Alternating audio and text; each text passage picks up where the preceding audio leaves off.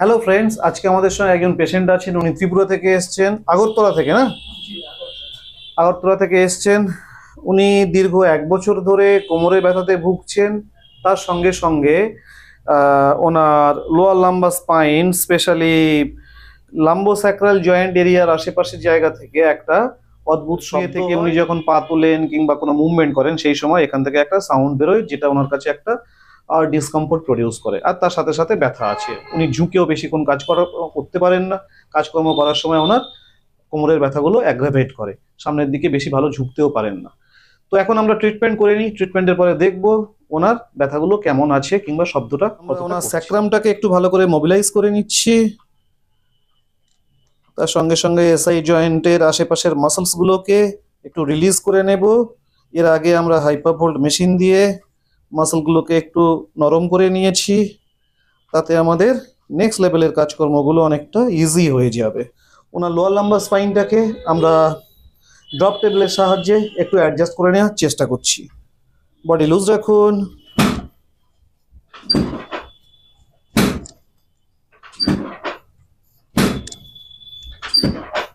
Thoracic স্পাইনটাকে আমরা adjust করে নিচ্ছি। নিঃশ্বাস নর্মাল, আটকাবেন না। গুড, রিল্যাক্স রাখুন।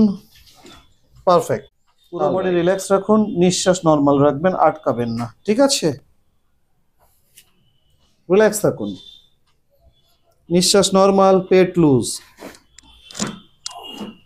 পেট রিল্যাক্স রাখুন, ব্রিদিং নর্মাল রাখুন, শরীর লুজ রাখুন, নিঃশ্বাস নর্মাল রাখুন।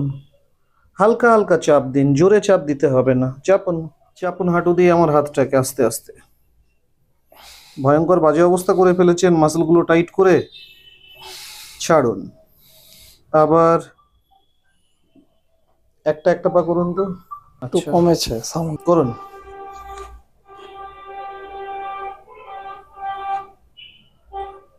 হচ্ছে না, থেকে একটু বেশি ঝুঁকতে পারছেন, তাই তো? একটু বেশি ঝুঁকতে পারছি, 4 আঙ্গুল বেশি হচ্ছে। 4 আঙুলের মতো বেশি ঝুঁকতে পারছেন। পারফেক্ট, ওকে, সোজা হয়ে যান, বসুন। আর কোমরটা কেমন লাগছে এখন? কোমরটা এভাবে একটু রিল্যাক্স মনে হচ্ছে। রিল্যাক্স মনে হচ্ছে, অলরাইট। সো আমরা আজকে আমার প্রথম দিনে ট্রিটমেন্ট করলাম, তাতে ওনার ফরওয়ার্ড বেন্ডিং, সামনে ঝুঁকলে যে ব্যথাটা করতো সেটা আগের থেকে অনেকটা বেড়ে গেছে। আর কোমরটা ওনার একটু রিল্যাক্স লাগছে।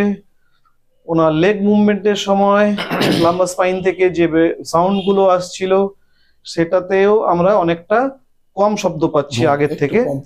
তো লেটস সি, আরো কয়েকদিন আমরা টানা ট্রিটমেন্ট করব ওনাকে। আই হোপ ট্রিটমেন্টের পরে উনি ভালো থাকবেন এবং এই প্রবলেমটা পুরো সলভ হয়ে যাবে। Thank you friends, thank you for watching.